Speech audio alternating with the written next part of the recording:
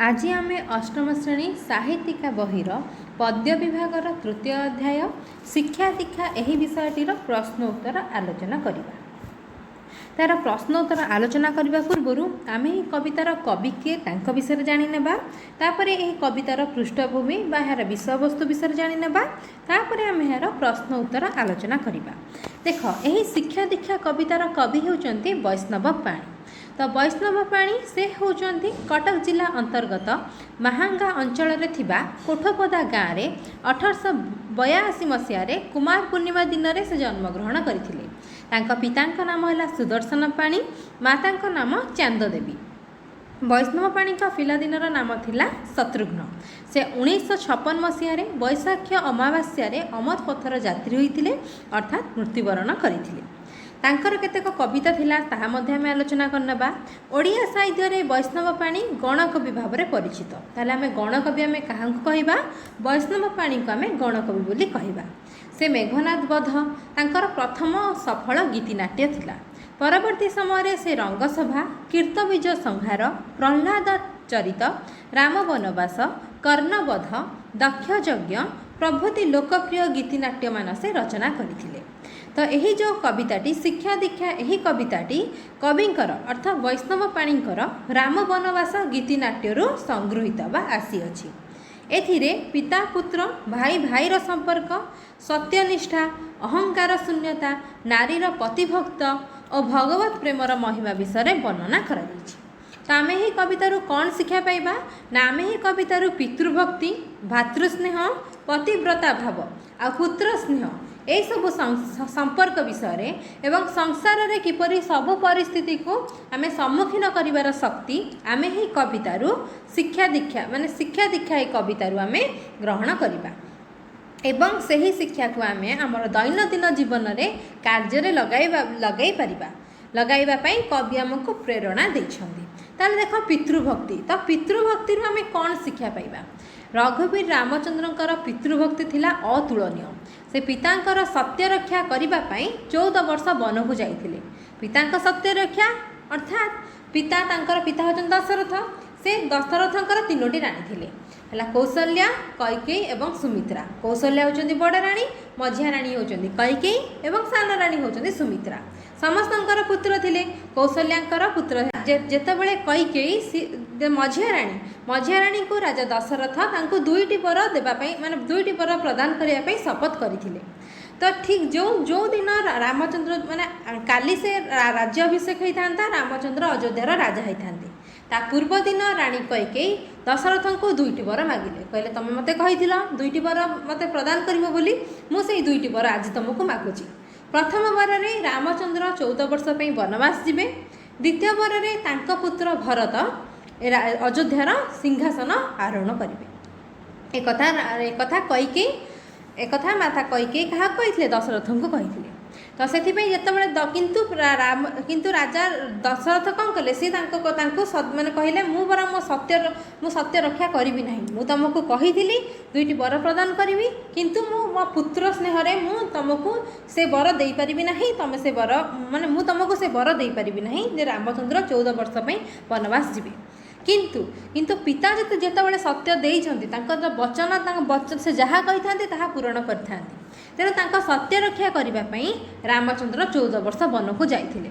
तो रामचंद्र पितृभक्त होगापी अर्थात पितांकर सत्य रक्षा पालन करने से 14 वर्ष वनवास जावाई पछघुंचा देले नहीं।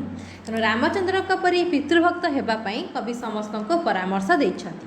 पितृभक्ति आवश्यक हेले भिक्षा करने को से पछाइबे नहीं, कारण पिता होउचंती समस्त धर्मर नियामक।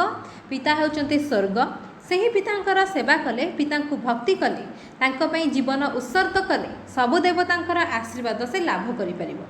सुतरां आंभे माने रामचंद्र परी पितृभक्त रूपक बाटरू केबे हेले विच्युत हेबा नाही किंबा जीवन रे केबे हेले सत्य पथरू विच्युत हेबा नाही।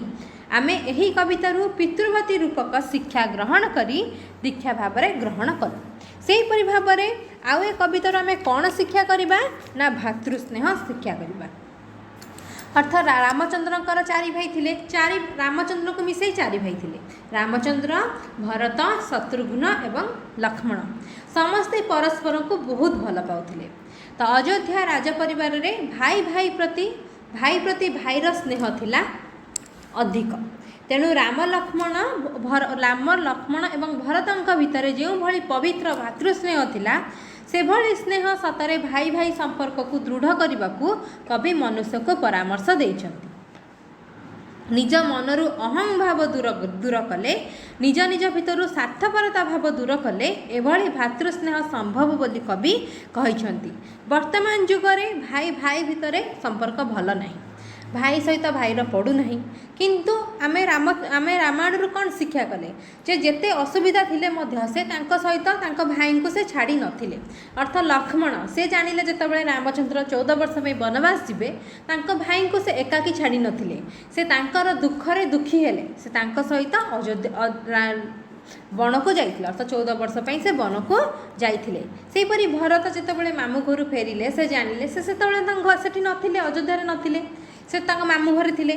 तो मामू घर आसला परे से जानिबा को पाइले तांको भाई रामचंद्र से 14 वर्ष पई वनवास जाइछन्ति। तो से तांको फेरै आनिबा पई जाइथिले, तांको कोडी जाइले चित्रकूट नामक स्थान रे तांको पाइले, रामचंद्र को पाइले, तांको से फेरै आनिबा पई बहुत चेष्टा करिथिले, किंतु रामचंद्र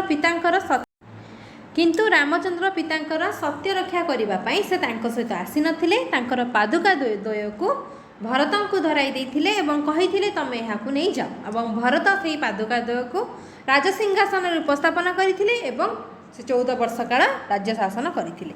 सेहीपरि भाବରେ पतिव्रता भाव आमे एही कवितारू पतिव्रता भाव शिक्षा करूँ। अर्थात सीता थिले पतिव्रता रमणी अर्थ स्त्री, से केवल तांको स्वामी को अर्थ रामचंद्र को ही केवल तांकर पति रूप में ग्रहण करथिले। पतिंक सुखरे से सुखी होउथिले, पतिंक दुखरे से दुखी होइथिले। पतिंक सुख दुख को से निजर मन वचन और कर्म रे मिसाई देबाको चाहिथिले। पतिंक से अर्थ माता सीता रामचंद्र को ही निजर पति रूप में ग्रहण करथिले। अन्य कौनसी पुरुषों प्रति तांका मनरे आसक्ति नथिला।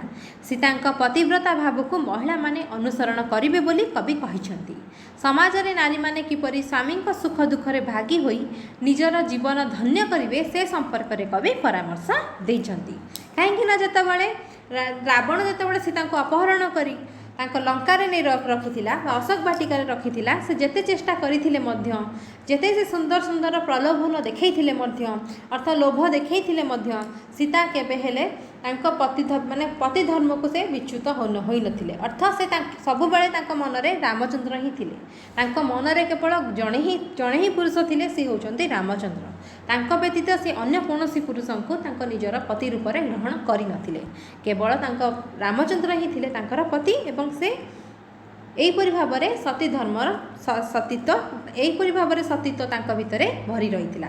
से थिले माता सती सीता। तापर देख पुत्र स्नेह, तो आम यही कवितारू पुत्र स्नेह विषय जानिबा। तो राजा दशरथ तांकर 4 पुत्रों को बहुत भल पाउथिले। रामचंद्र 14 वर्ष वनवास गला परे दशरथ तांको झुरी झुरी और पुत्र स्नेह को स्मरण करी से परपारी को चलीगले। तो पिता पुत्रर स्नेह केते निबिड़ एठी कवि से कथा बुझाई देइछन्ति। कविंक मतरे पिता पुत्रर स्नेह केते निबिड़ ताहा केही कहि परिबे नाही। स्नेह रूपक बाड़ को केही भांगी परिबे नाही। पुत्रहीन भावरे केही बंची परिबे नाही। वास्तव में कविंकर एभली चिंताधारा बेस हृदयग्राही।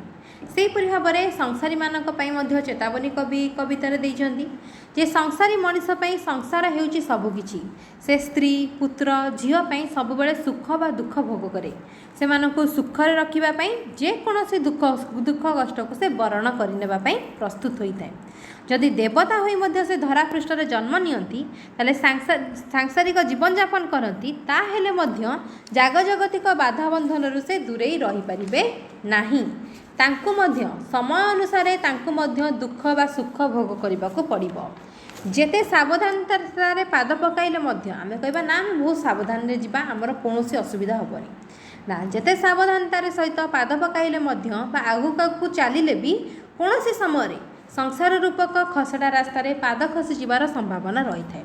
अर्थ जेकोसी समय आम परिवार सदस्यों मध्य कहीं जड़े आरपारी को चली जाई पारंती।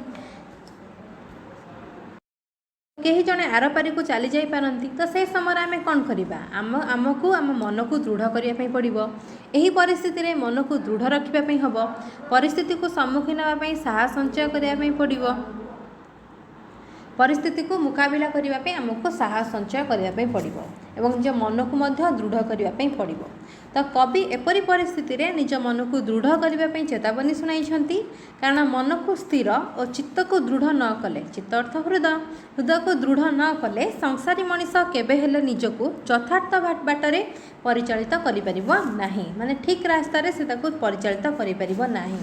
जदि गोटे संसार रे आमे जन्मग्रहण करचंती संसार आम संसार बसवास कर आम संसार अच्छी बापा माँ भाई बंधु समस्ते अच्छा तेणु आमको जिते असुविधा आसिले आमको आम मन को दृढ़ करने पड़ो आमको आम चित्त को दृढ़ करवा एवं आमको शांत रही पड़ो जहाँफल कि जेकोसी असुविधा को आम पार कर। तो बर्तमान देखने किसी कठिन शब्दार्थ जपरी पितृभक्ति पिता प्रति उत्सर्ग भाव को आम पितृभक्ति कही था। दीक्षा दीक्षा अर्थ दृढ़ संकल्प जहाँ को ध्येय रूप से ग्रहण कराए। केमंत अर्थ किपरि वृथा अर्थ मूल्यहीन बा अजथा अहंकार अर्थ गर्व बा निजको बड़े बोली मन करिबा। नरे देख नर अर्थ लोक नरे एठी बहुवचन होइछि तेणु लोकरु लोक माने हिला। पतिव्रता जो नारी पति को खूब भल पाए और निज हृदय को पति सुख पाई उत्सर्ग करे बा केवल ता स्वामी को ही से तार पति रूप से ग्रहण करे अन्य कौन पुरुष को से कौन दृष्टि देखे ना स्वामी रूप से देखे ना आम पतिव्रता कहवा। तो व्रत आचरण कलापरी माने व्रत जमी आम आचरण करती जपरी आम धर को ओषा करती आम कौन किसी खाद्य खाती ना से भाव में माने से जीवन माने वर्तमान जीवन में यही जीवन में से माने पति ही केवल स्वामी ही केवल से कौन पुरुष को प्रति दृष्टि स्वामी नजर से देखती ना से आम कहवा व्रत आचरण कलापरी पति को ही सदा भक्ति करुवा नारी। भक्ति अर्थ कौन मन में केवल स्वामी ही बास करुवे अन्य कौन पुरुष प्रति मन में कौन भावना नथिबो। तो महिला महिला अर्थ कौन नारी सुजस अर्थ सुख्याति।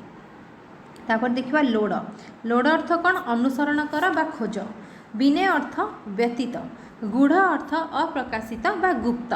स्नेह बाड़ स्नेह रूपक बंधन। पीड़ना अर्थ दुख दियो नाही। जड़ी अर्थ सामिल करी बा मिसाई दे। माया अर्थ भ्रांति बा छलना। मोह अर्थ आसक्ति। दृढ़ अर्थ स्थिर बा टाण। पदपंकज अर्थ पदरूपक कमल। मूढ़ अर्थ कौन ज्ञानहीन बा निर्बोध। आशा अर्थ अभिलाष। दास अर्थ सेवक।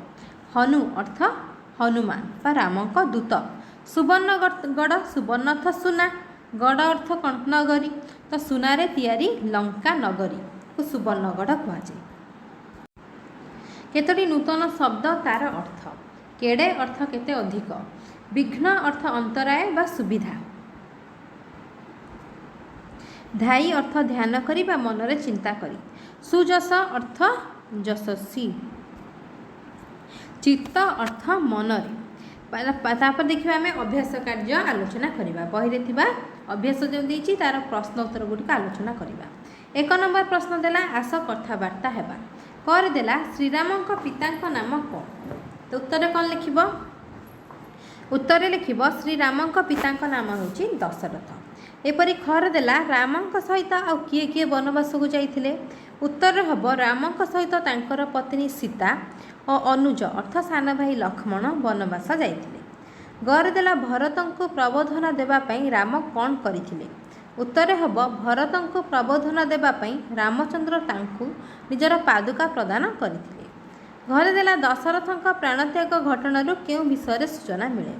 उत्तर लिख पुत्र प्रति पितार केते स्नेह आ आंतरिकता थाए दशरथ प्राणत्याग घटना आम से विषय सूचना मिले कि पुत्र प्रति केते स्नेह और आंतरिकता थिला तांको झुरी झुरी से मृत्युवरण कले। मुहर देला से पदपंकजे ध्याई कर को जोड़ी यह किए कहते। ध्याई अर्थ कौन ध्यान करवा। जोड़ी अर्थ कौन जोड़ी करी। कर अर्थ हाथ। से पदपंकजे अर्थ से ही रामचंद्रंकर पाद पद्म तले पद अर्थ पाद पंकज अर्थ पद्म। यही पाद कमल तले हाथ को जोड़ी मु ध्यान करुछि। किए कहते ना गणकवि वैष्णव पाणी राम वनवास गीतिनाट्यस्थ शिक्षा दीक्षा कवितार कहते जे से ही रामचंद्र पाद पंकजरे मु हाथ जोड़ी प्रार्थना करुछि ध्याय अर्थ ध्यान करुछि। 2 नंबर प्रश्न देला आस दुईटी वाक्य तल प्रश्नर उत्तर लिखिबा।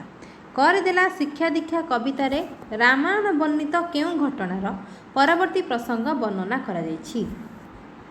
तो उत्तर लिखिब शिक्षा दीक्षा कवितार रामायण वर्णित राम वनवास घटनार अर्थात राम जो वनवास कले ता परवर्ती घटनार प्रसंग विषय वर्णना करा जायछि।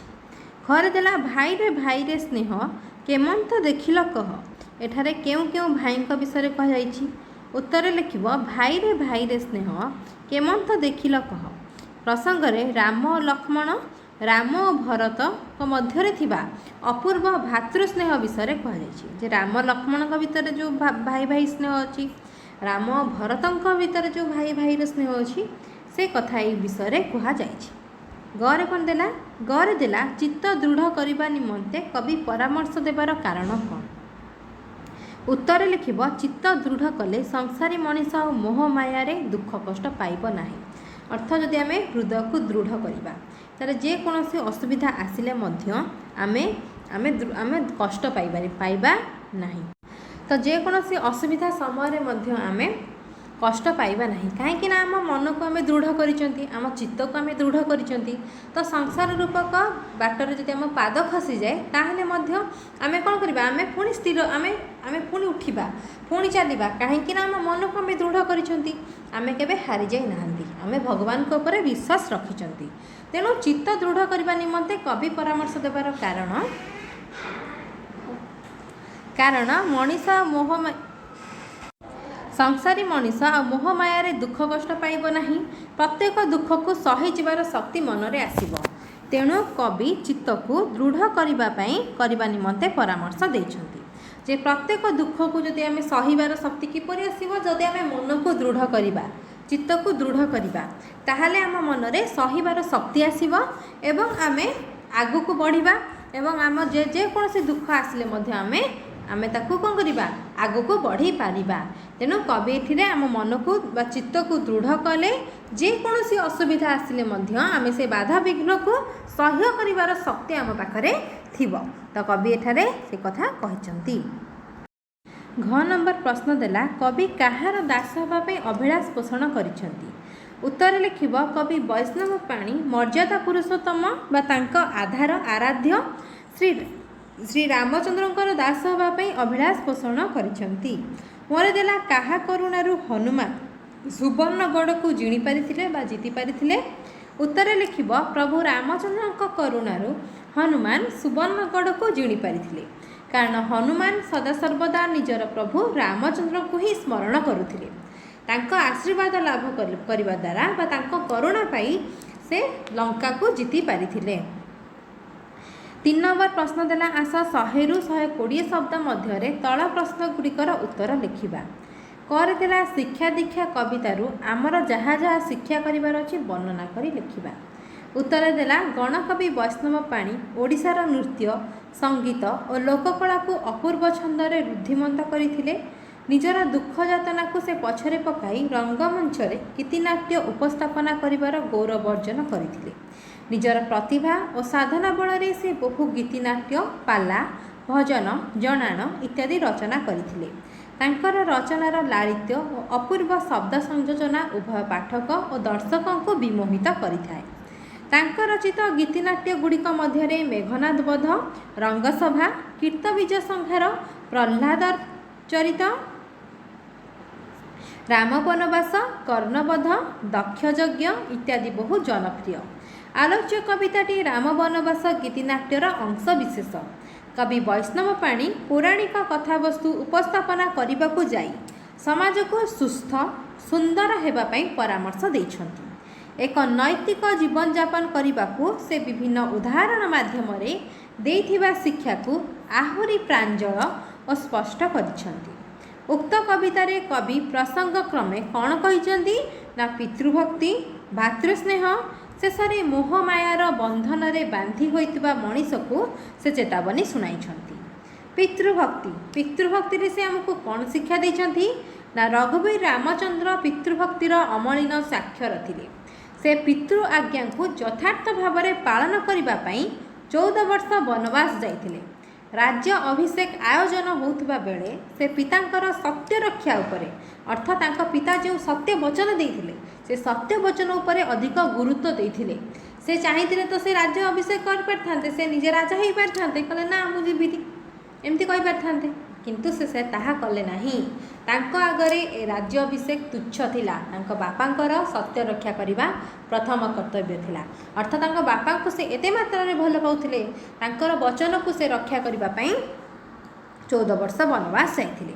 तेणु आमको रामचंद्र पाखरु एक कथा शिखबार अच्छी जे आमको कौन शिखबार अच्छी ने जे पिता को किपरि भाव में भक्ति करा जाए, पिता को किपरि भाव में स्नेह करा जाए, पिता को किपरि सम्मान करा जाए एवं सत्य पालन करने यदि भिक्षा करने को पड़े ताहले आम पछघुंचा देवा नहीं।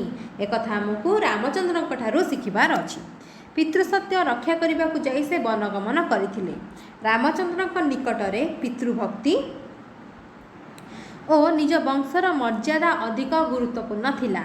पितांकर सत्य रक्षा करबा तांको जीवनर व्रत थिला। गणकवि रामचंद्रଙ୍କ परी पितृभक्त हेबा पई समस्तଙ୍କୁ परामर्श देइछंती। पितांक कथार मर्यादा रक्षा करबाकू जाई जदि भिक्षा करबाकू पड़े ताहेले सेथिरे द्विधा प्रकाश करबा उचित नुहे बोली से कहिचंती। पिता हेउचंती समस्त धर्मर नियामक। पिता हेउचंती स्वर्ग। सही पितांकर सेवा पूजा कले सबु देवतांकर आशीर्वाद लाभ होइब। सबु देवता आशीर्वाद देवे। तेणु समाज को परामर्श दे कवि कहिचंती जे पितृभक्ति रूपक धार्मिक पथरु केबे हेले विच्युत हुआ नहीं, अर्थ अलगा हुआ नहीं। पितृभक्ति भली धार्मिक रास्तारू केबे हेले भी अलगा हुआ नहीं। सेपरी भातृस्नेह से आमको कौन शिक्षा देइछंती ना अयोध्या राज परिवार रे भाई भाईर स्नेह थिला अतुट। वर्तमान भाई भाईर स्नेह एते भल नाही, अर्थ सेमानक मध्य एते मिलामिशा नाही वर्तमान जुग में। किंतु अयोध्या अर्थात तृतीया जुग में से समय तृतीया जुग थिला। तृतीया जुग में भाई भाई मध्यर संपर्क बहुत भल थिला एवं निबिड़ मध्य थिला। स्नेह तांकर पवित्र थिला, स्वच्छ थिला, निर्मल थिला एवं माने भगवान माने एते सुंदर थिला तांकर भाई भाई मध्यर स्नेह बा भल पाइबा ताहा हमको ए रामायण विषय आमको जानिबा को मिले। बड़ भाई रामचंद्र को सान भाई लक्ष्मण और भरत आज्ञावह भाव में सेवा करि आसुथिले। अर्थात बड़ भाई जहाँ कहते ताको आज्ञा भाव में सान भाई माने पालन करुथिले।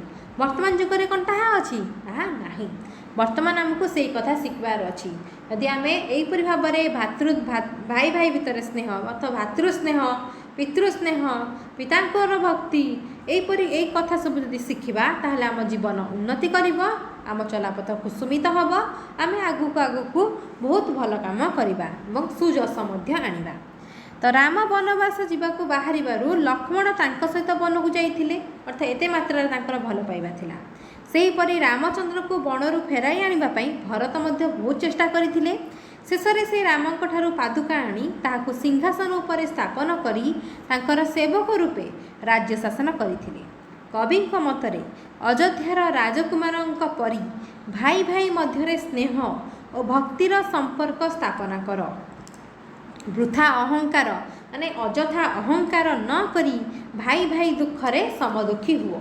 भाईर दुखरे समदुखी हुओ, समान दुख तमें भाई जहाँ दुख पाउछ तमें मध्य समान दुखरे ता सहित सामिल हुओ, ताको आश्वासन दियो एवं तार जो सुख पाउछ ता सुखरे मध्य सामिल हुओ।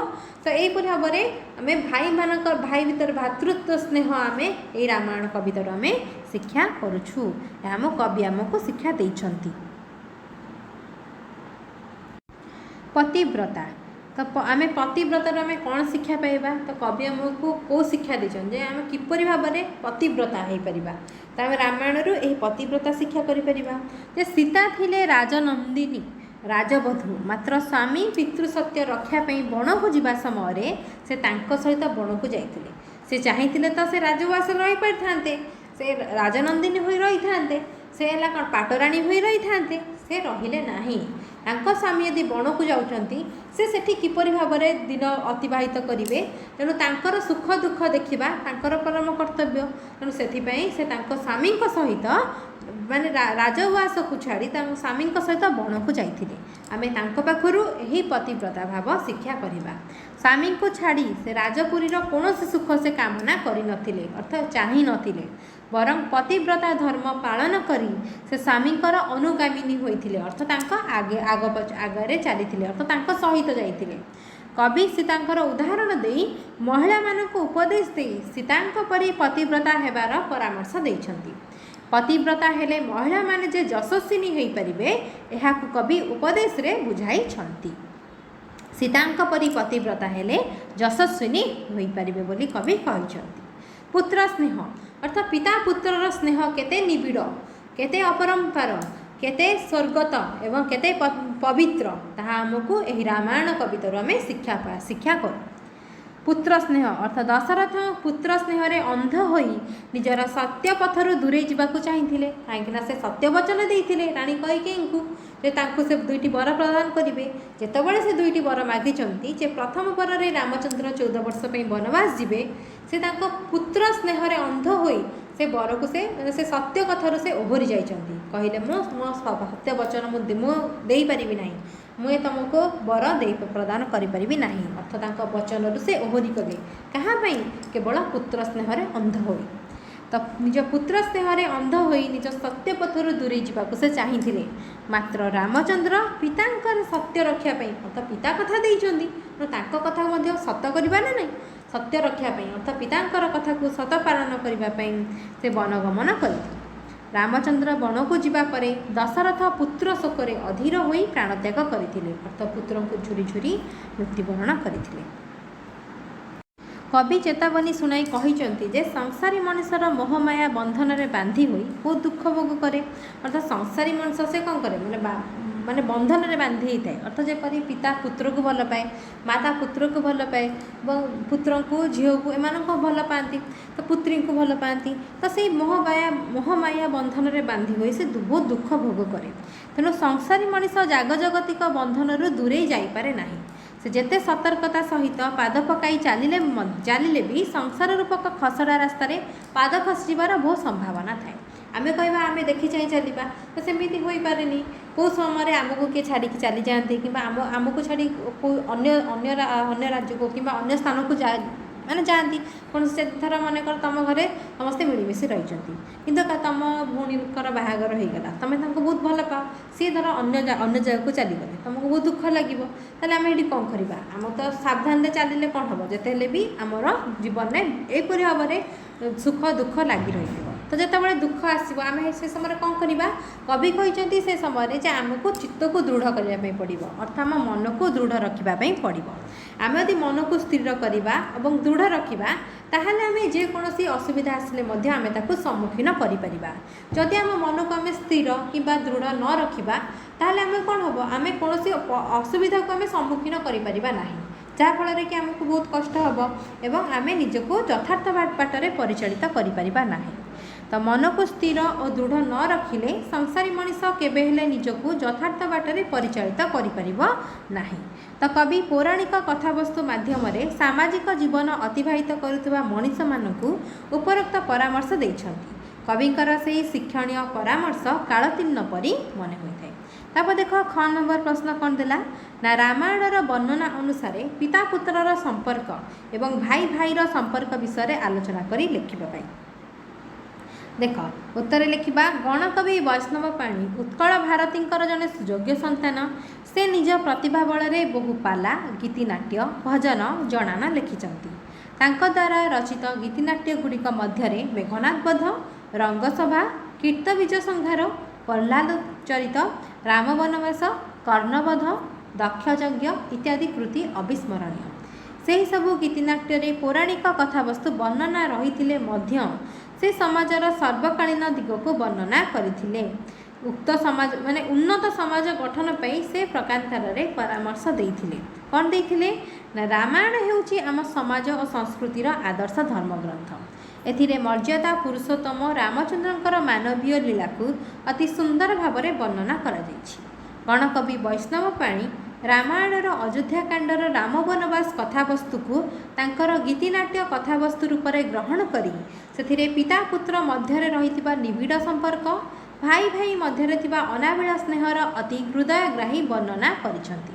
ଦେଖ, ପିତା ପୁତ୍ରର ସମ୍ପର୍କ, ରାମାୟଣରେ ପିତା ପୁତ୍ରର ସମ୍ପର୍କ ଯେ କେତେ ନିବିଡ଼ ତାହାକୁ ସୁନ୍ଦର ଭାବରେ ବର୍ଣ୍ଣନା କରାଯାଇଛି। ସେ ରାଜା ହେଉ ବା ସାଧାରଣ ପ୍ରଜା ହେଉ, ସମସ୍ତେ ସାଂସାରିକ ଜୀବନରେ ପତ୍ନୀ ଗ୍ରହଣ କଲା ପରେ ପୁତ୍ର କାମନା କରିଥାନ୍ତି, ଅର୍ଥାତ୍ ପୁତ୍ର ଚାହିଁଥାନ୍ତି। କାହିଁକି ନା ସମସ୍ତଙ୍କର ବିଶ୍ୱାସ ଥାଏ ଯେ ପୁତ୍ର ହିଁ ତାଙ୍କର ପିଣ୍ଡ ପାଣିର କାରଣ ହେବ, ଅର୍ଥାତ୍ ତାଙ୍କର ପିଣ୍ଡଦାନ କରିବ, ପୁତ୍ ନାମକ ନର୍କରୁ ତାଙ୍କୁ ଉଦ୍ଧାର କରିବ। ପୁତ୍ର ହିଁ ହେବ ତାଙ୍କର ଭାଗ୍ୟ ଆଉ ଭବିଷ୍ୟତ। ପୁତ୍ର ପାଇଁ ତାଙ୍କର ବଂଶ ଆଉ କୁଳର ମର୍ଯ୍ୟାଦା ବଢ଼ିପାରିବ। ରାଜା ଦଶରଥଙ୍କର ବିବାହର ବହୁଦିନ ପର୍ଯ୍ୟନ୍ତ କୌଣସି ପୁତ୍ର ଜନ୍ମ ହୋଇନଥିଲେ। ତେଣୁ ସେ ପୁତ୍ରେଷ୍ଟି ଯଜ୍ଞ କରାଇ ଚରୁ ଅନ୍ନର ପ୍ରଭାବରେ ପୁତ୍ର ସନ୍ତାନ ଲାଭ କରିଥିଲେ। ସେ ରାମ, ଲକ୍ଷ୍ମଣ, ଭରତ ଓ ଶତ୍ରୁଘ୍ନ ନାମରେ 4ଟି ପୁତ୍ର ଲାଭ କରିଥିଲେ। ପୁତ୍ର ଜନ୍ମ ପରେ ଦଶରଥ ବେଶ ଆନନ୍ଦିତ ଥିଲେ, ଅର୍ଥାତ୍ ବହୁତ ଖୁସି ଥିଲେ।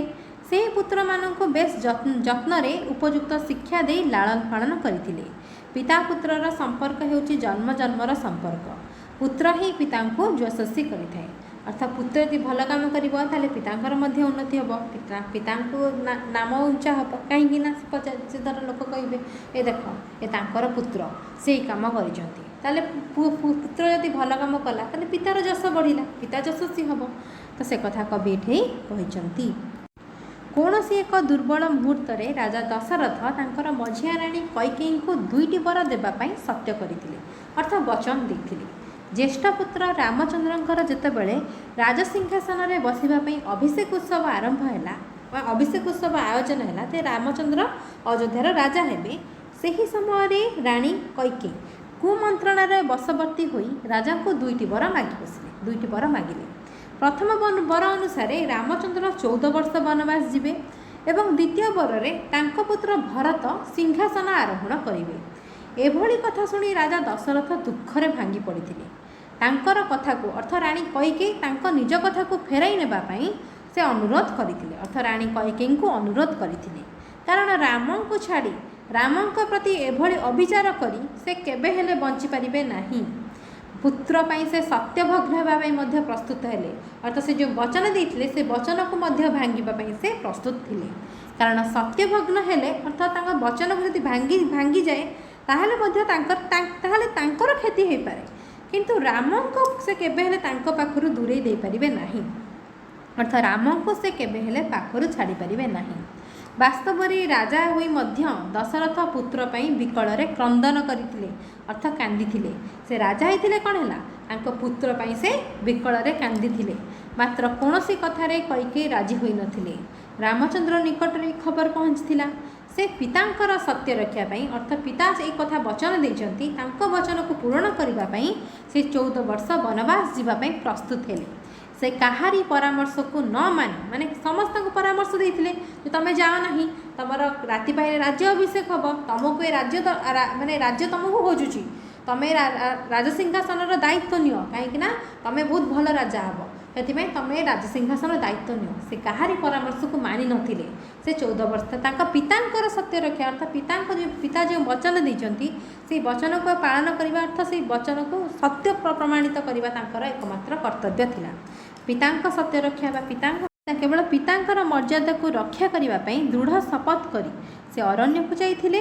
କବି ଏହି ପରିପ୍ରେକ୍ଷୀରେ ସମାଜକୁ ଦିଗ୍ଦର୍ଶନ ଦେଇ କହିଛନ୍ତି ଯେ ପିତାଙ୍କର କଥା ରକ୍ଷା କରିବାକୁ ଯାଇ ଯଦି ଭିକ୍ଷା କରିବାକୁ ପଡ଼ିଲେ ମଧ୍ୟ ପୁତ୍ର ତାହା କରିବା ଉଚିତ।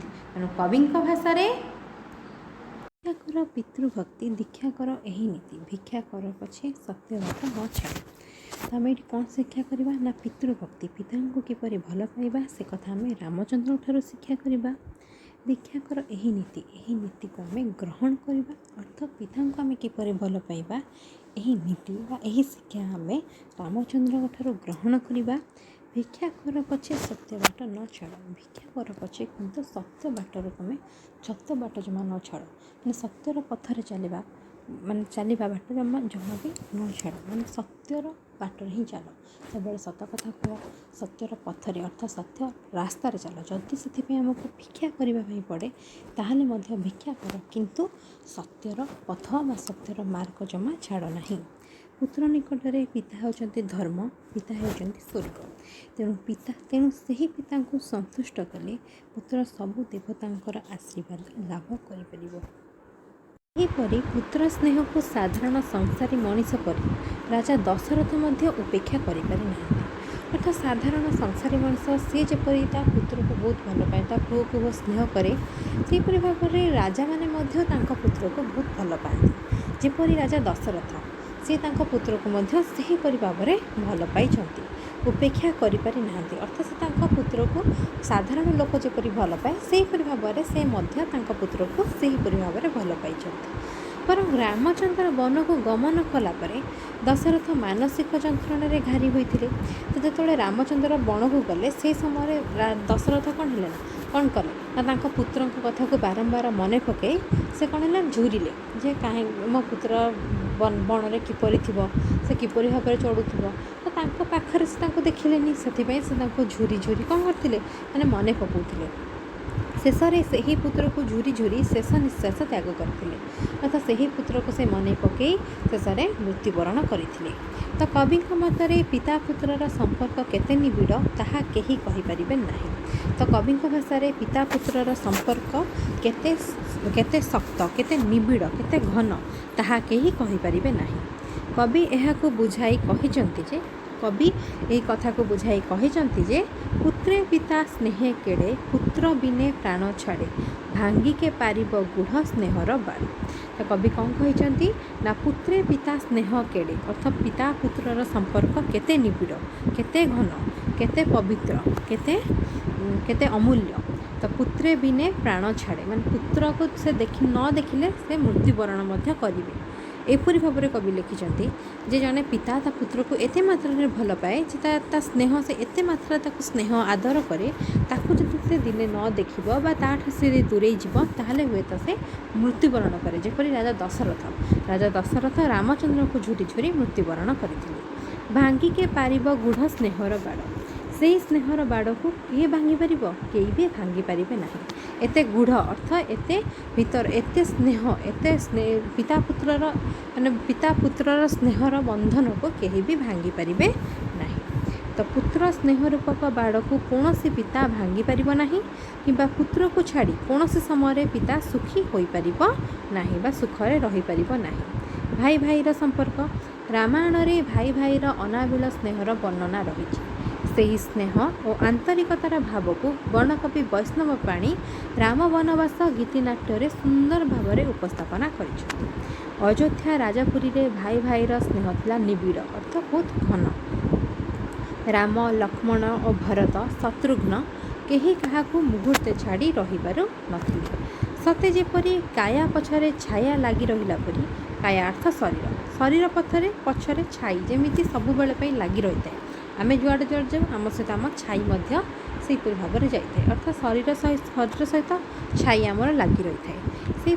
ସେହିପରି ଭାବରେ ରାମଙ୍କ ପାଖେ ପାଖେ ଲକ୍ଷ୍ମଣ ଏବଂ ଭରତଙ୍କ ପାଖେ ପାଖେ ଶତ୍ରୁଘ୍ନ ରହିଥିଲେ। ତଥାପି ସମସ୍ତ ଜ୍ୟେଷ୍ଠ ଭ୍ରାତା ରାମଙ୍କୁ ଅଧିକ ଭକ୍ତି ଓ ମର୍ଯ୍ୟାଦା ଦେଖାଇଥିଲେ। ଅପରପକ୍ଷରେ ରାମଚନ୍ଦ୍ର ମଧ୍ୟ ତାଙ୍କର ଅନୁଜମାନଙ୍କ ପ୍ରାଣଠାରୁ ଅଧିକ ପ୍ରିୟ ମନେ କରୁଥିଲେ। ତ ରାମଚନ୍ଦ୍ର ମଧ୍ୟ ଯେତେବେଳେ ଭରତ ଏବଂ ଶତ୍ରୁଘ୍ନ, ଲକ୍ଷ୍ମଣ ଏମାନେ ରାମଚନ୍ଦ୍ରକୁ ଭଲ ପାଉଥିଲେ, ସେହିପରି ଭାବରେ ରାମଚନ୍ଦ୍ର ମଧ୍ୟ ସେମାନଙ୍କ କନିଷ୍ଠ ଭ୍ରାତାମାନଙ୍କୁ ବହୁତ ଭଲ ପାଉଥିଲେ, ପ୍ରାଣଠାରୁ ବି ଅଧିକ ଭଲ ପାଉଥିଲେ। ରାମଚନ୍ଦ୍ର ଯେତେବେଳେ ପିତୃସତ୍ୟ ପାଇଁ ବନଗମନ କରିବାକୁ ବାହାରିଲେ, ସେତେବେଳେ ରାମଚନ୍ଦ୍ର ପିତାଙ୍କ ସତ୍ୟ ରକ୍ଷା କରିବା ପାଇଁ ବଣକୁ ଯିବାକୁ ବାହାରିଲେ, ତାଙ୍କ ସହିତ ଅନୁଜ ଲକ୍ଷ୍ମଣ ମଧ୍ୟ ବଣକୁ ଯିବା ପାଇଁ ଇଚ୍ଛା ପ୍ରକାଶ କରିଥିଲେ। ବଡ଼ ଭାଇ ରାମଙ୍କୁ ଛାଡ଼ି ସେ ରାଜପୁରୀରେ ଅର୍ଥ ରାଜଉଆସରେ ରହିପାରିବେ ନାହିଁ ବୋଲି ନିଷ୍ପତ୍ତି ନେଇଥିଲେ। ଲକ୍ଷ୍ମଣ ବଣକୁ ଯିବା ପାଇଁ ଅଗ୍ରଜ ରାମଚନ୍ଦ୍ରଙ୍କୁ ଅନୁରୋଧ କରିଥିଲେ। ରାମଙ୍କ ସୁଖ ଦୁଃଖରେ ସାଥୀ ହେବା ପାଇଁ ସେ ତାଙ୍କୁ କହିଥିଲେ। ସେ ଚାହିଁଥିଲେ। ପୁନଶ୍ଚ ରାମଚନ୍ଦ୍ର ବଣକୁ ଯିବା ସମୟରେ ଭରତ ମାମୁଁ ଘରେ ଥିଲେ। ସେ ରାଜପୁରୀକୁ ଫେରି ସବୁ ବିଷୟରେ ଅବଗତ ହେଲା ପରେ ଗଭୀର ଦୁଃଖ ପ୍ରକାଶ କରିଥିଲେ। माँ କରିଥିବା ଭୁଲକୁ ସୁଧାରିବା ପାଇଁ ସେ ଚେଷ୍ଟା କରିଥିଲେ। ରାମଚନ୍ଦ୍ରକୁ ବଣରୁ ଫେରାଇ ଆଣିବା ପାଇଁ ସେ ଅରଣ୍ୟକୁ ଯାଇଥିଲେ ଅର୍ଥାତ ଜଙ୍ଗଲକୁ ଯାଇଥିଲେ। ଭରତ ଚିତ୍ରକୂଟ ନାମକ ସ୍ଥାନରେ ବଡ଼ ଭାଇ ରାମଙ୍କ ସହିତ ତାଙ୍କର ସାକ୍ଷାତ ହୋଇଥିଲା। ଅଯୋଧ୍ୟା ଫେରିବା ଲାଗି ଭରତ ରାମଚନ୍ଦ୍ରଙ୍କୁ ବହୁତ ଅନୁରୋଧ କରିଥିଲେ। ରାମଚନ୍ଦ୍ର ଅରଣ୍ୟରୁ ଆଉ ରାଜପୁରୀକୁ ଫେରିବେ ନାହିଁ ବୋଲି ଭରତଙ୍କୁ ବୁଝାଇଥିଲେ। ତଥାପି ନିଜ ସାନ ଭାଇ ପ୍ରତି ତାଙ୍କର ଅଧିକ ସ୍ନେହ ଥିବାରୁ ଶ୍ରୀରାମ ତାଙ୍କୁ ନିଜର ପାଦୁକା ଅର୍ଥାତ ତାଙ୍କର କଠଉ ଦୁଇଟି ଦେଇଥିଲେ। ପ୍ରବୋଧନା ଦେଇ ସେ ଭରତଙ୍କୁ ଅଯୋଧ୍ୟା ପଠାଇ ଦେଇଥିଲେ। ଶ୍ରୀରାମଙ୍କ ପାଦୁକା ଦୁଇଟିକୁ ସିଂହାସନ ଉପରେ ସ୍ଥାପନ କରି ଭରତ ଶ୍ରୀରାମଙ୍କ ସେବକ ଭାବରେ 14 ବର୍ଷ କାଳ ରାଜ୍ୟ ଶାସନ କରିଥିଲେ। ତେଣୁ ରାମ, ଲକ୍ଷ୍ମଣ, ଭରତ, ଶତ୍ରୁଘ୍ନଙ୍କ ଭିତରେ ଯେପରି ଭାଇ ଭାଇର ପବିତ୍ର ସ୍ନେହ ସମ୍ପର୍କ ଥିଲା, ତାହା ସାଧାରଣ ମଣିଷ ପାଇଁ ଆଦର୍ଶ ବୋଲି କବି କହିଛନ୍ତି। ଭାତୃଭାବକୁ ବଜାୟ ରଖିବା ପାଇଁ ମନରୁ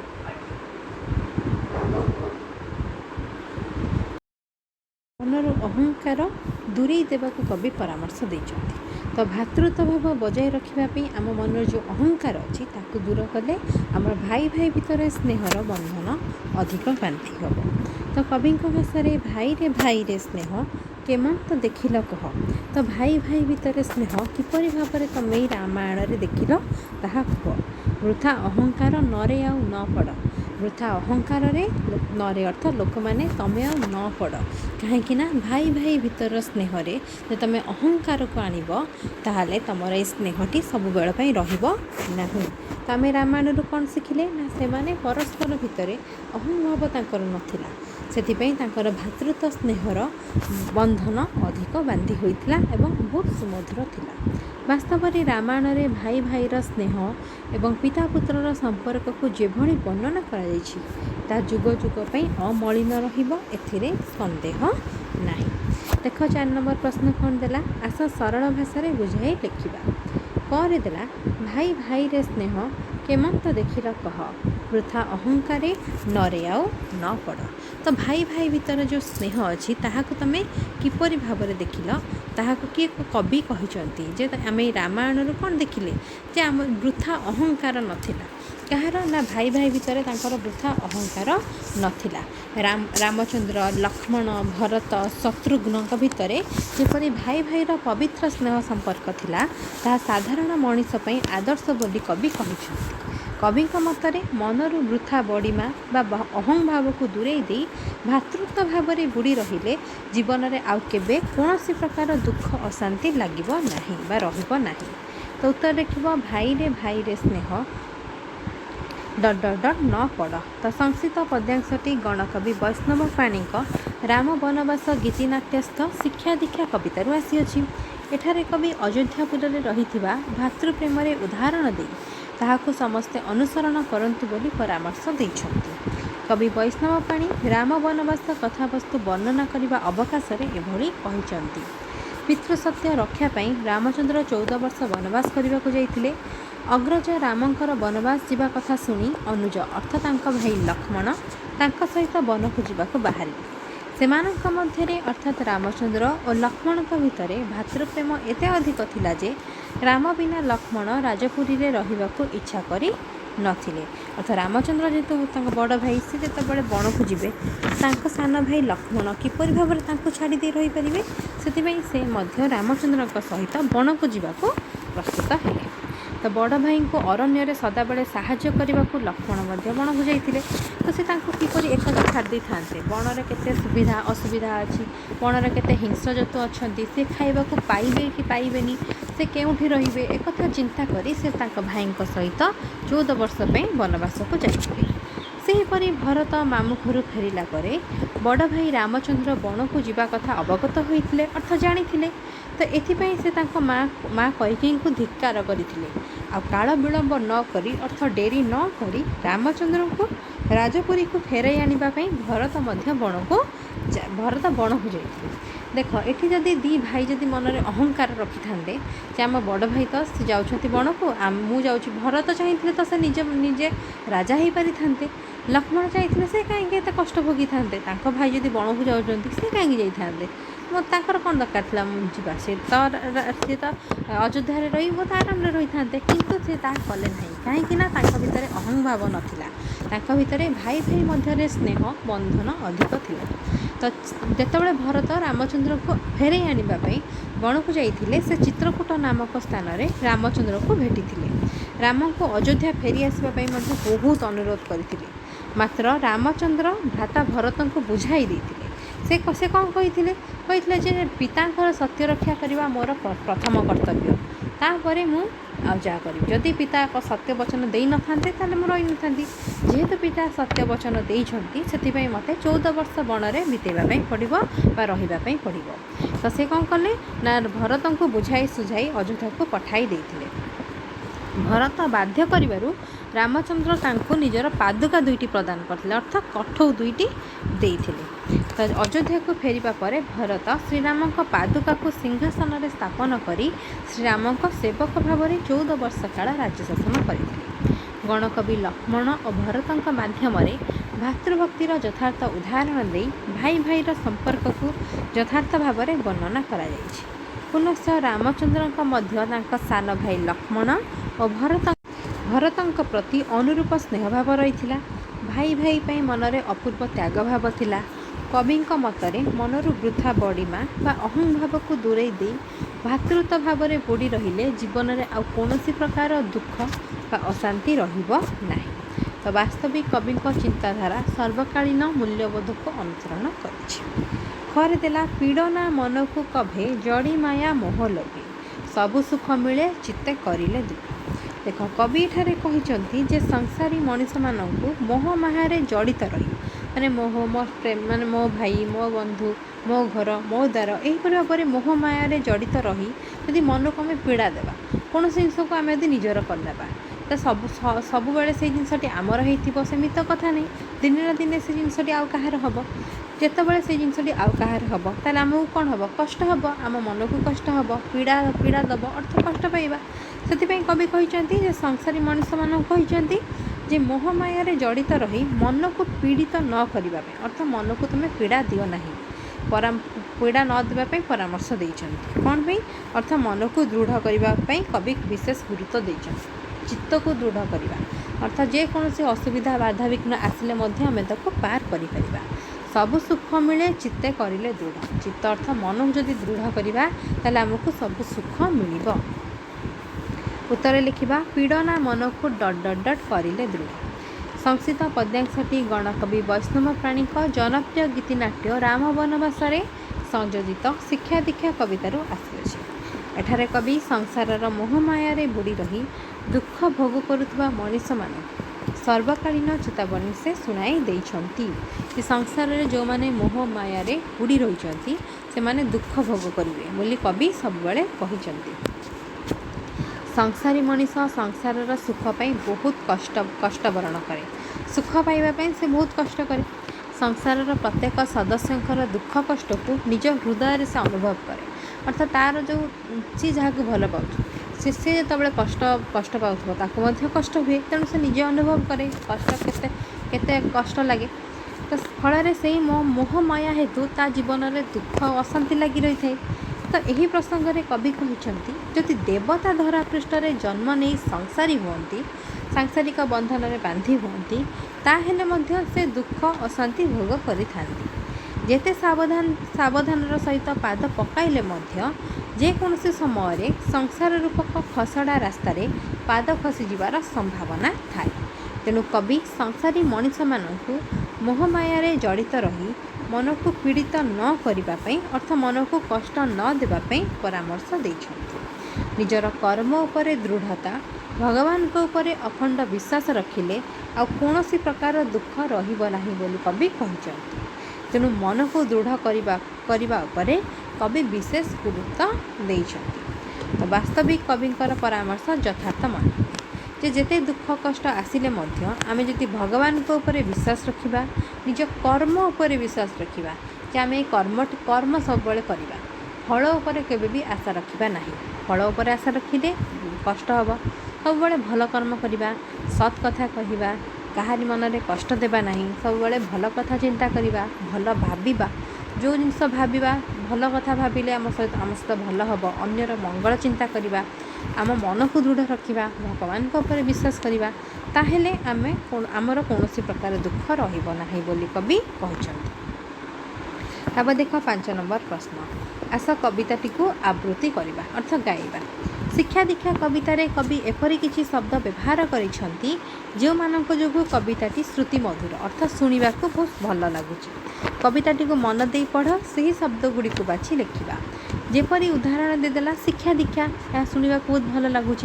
सेपरी आउ कौन हो पार भक्ति और नीति सेपरी केड़े छाड़े गुढ़ बाड़ सुधा व विघ्न बाधा कभे लोभे छाड़ पड़ लोड़ बाड़ देखी सुखी आस दास जोड़ गड़ यह शुणा को भल लगुच। 6 नंबर प्रश्न देला आस शून्य स्थान पूरण करवा कर देला शिक्षा कर डैश भिक्षा कर पछे सत्य बाट न छाड़ अर्थ शिक्षा कर पितृभक्ति दीक्षा कर एही नीति भिक्षा कर पछे सत्य बाट न छाड़ पितृभक्ति अर्थ रामायण शिक्षा दीक्षार पितृभक्ति रामचंद्र पिता किपरि भक्ति करुँच से ही कथा शिक्षा कर दीक्षा कर एही नीति को तमें दीक्षा रूप में ग्रहण कर भिक्षा कर पछे भिक्षा बरং माग किंतु सत्य बाट को छाड़ नहीं सत्यर पथे सब बेले चल सत बाटर जाइकी जदि आमको भिक्षा मागिबा पड़े ताहले बरং भिक्षा माग किंतु सत्यर बाट छाड़ नहीं।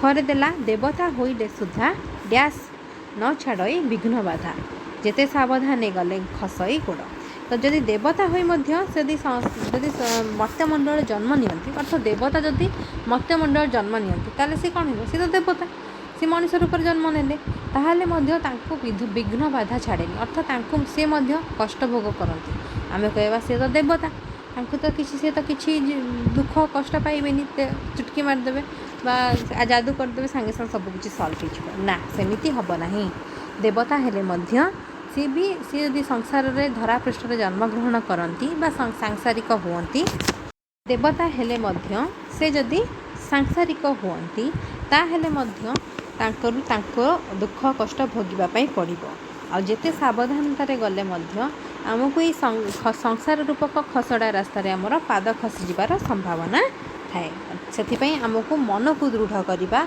एवं ईश्वर पर विश्वास रखा कर्म ठीक करवा ताहले आमको आमर सब भल हम आम मन में कष्ट हम ना जिते असुविधा आसले आम ताको पार करी जाई परिबा।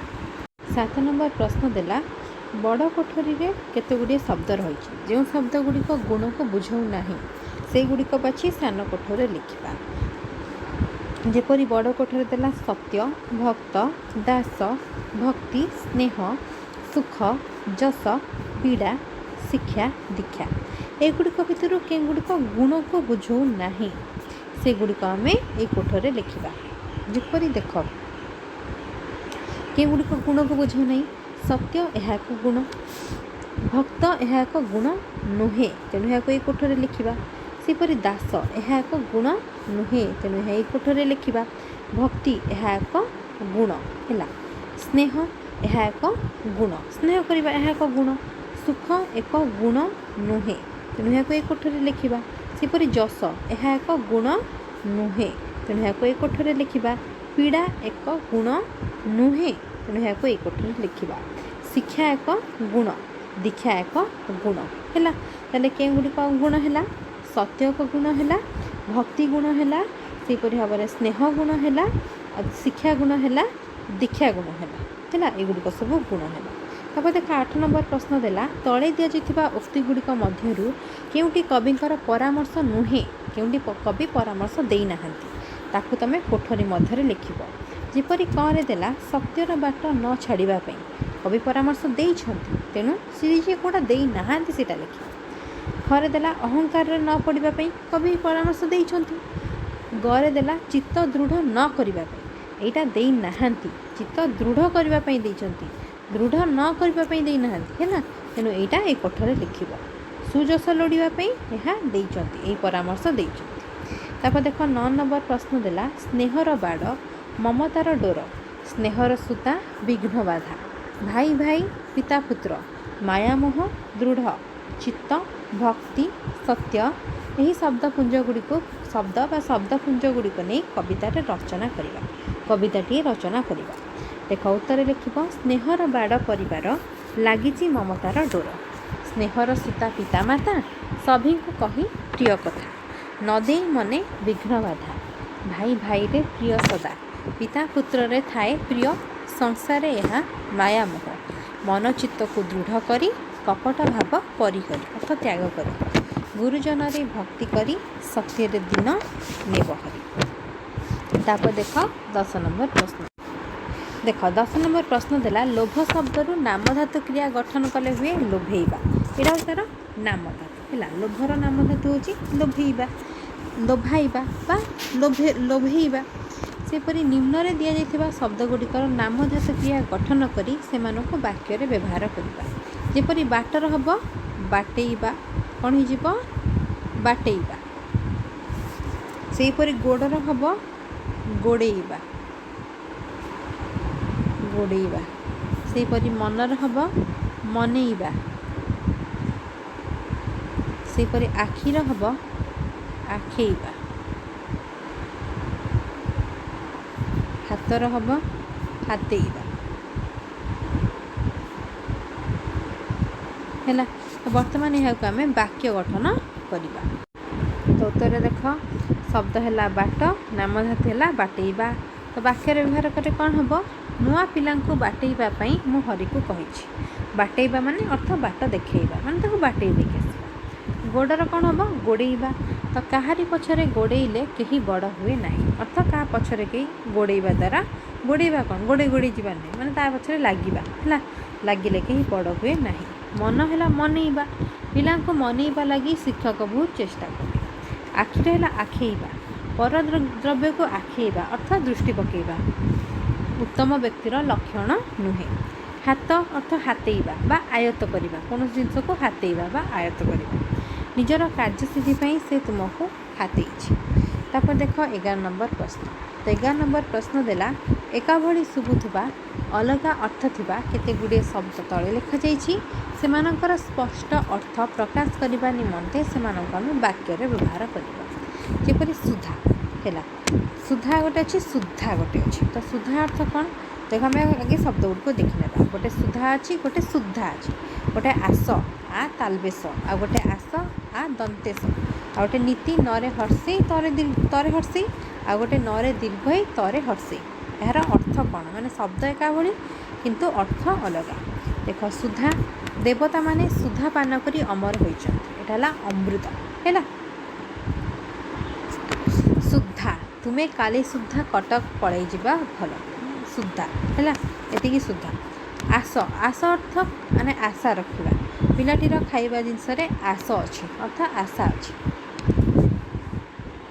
आस माने तालबेश आस तालबेश हूँ आशा रखा आस दंतेश हूँ घर को जीवा माने आस घर को जीवा माने आस घर को आम जीवा आस डाकिबा नीति नरे हर्षे तरे हर्षे से नीतिदिन व्यायाम करे अर्थात प्रतिदिन नरे हर्षे तरे हर्षे है प्रतिदिन नरे दीर्घ तरे हर्षे नीति माने नियम नीति नियम नीति रे चलिले तुमर क्षति हम ना। तापर देख 12 नंबर प्रश्न 12 नंबर प्रश्न देला मोहमाया बाधा विघ्न भली आ 4टी जुग्म शब्द लिखिबा जेपरि दुख जंत्रणा सुख संपद क्रियाकर्म कला कौशल है। तापर देख 13 नंबर प्रश्न देला लक्ष्मण माँ का नाम सुमित्रा तो सुमित्रा पुओ होइथवारु लक्ष्मणकर गोटे ना होची सुमित्रा नंदन बा सौमित्र निज माँ का नाम अनुसार नाम धारण करिथिबा आउ 5 जन पौराणिक चरित्रक नाम लेख जेपरि कुंतींक पुत्र कुंतींक पुत्र कौन हम कौंतेय सेपरी विनतांक पुत्र वैनतेय वैनतेय सेपरी गंगांक पुत्र गांगेय सेपरी पृथांक पुत्र पार्थ सेपरी राधांक पुत्र राधेय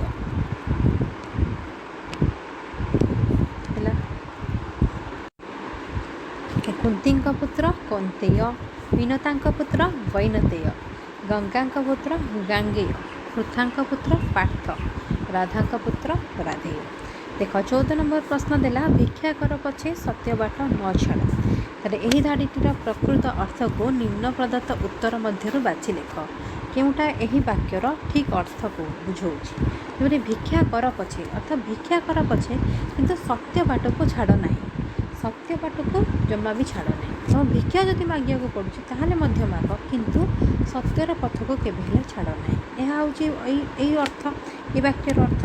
तो आम धाड़ीटीर प्रकृत अर्थ तले किसी ऑप्शन देछि सेगुड़ी देखि आम बाछिबा। देख करे देला परे भिक्षा मागिब आगे सत्य बाट को छाड़ी दियो, यह नुह। घरे देला परे भिक्षा मागिब किंतु सत्यर बाट छाड़ ना, यह मध्य हम ना। घरे देला जेते असुविधा हेले भी सत्य पथरु घुंच ना, यह मध्य हम ना। घरे देला भिक मागी बंचिबाकु हेले मध्य सत्य पथ को छाड़ ना, यहाँ ठीक हम। भिक मागी जदि बंचिबाकु पड़े ताहले मध्य बंचिबा किंतु सत्य पथ को छाड़ ना, यहाँ तार ठीक उत्तर। तो यह थिला अष्टम श्रेणी साहित्यिका बहिर गद्य पद्य विभागर तृतीय अध्याय शिक्षा दीक्षार अभ्यास कार्य। यार परवर्ती वीडियो रे आमे अन्य एक विषयर अभ्यास कार्य आलोचना करूँ।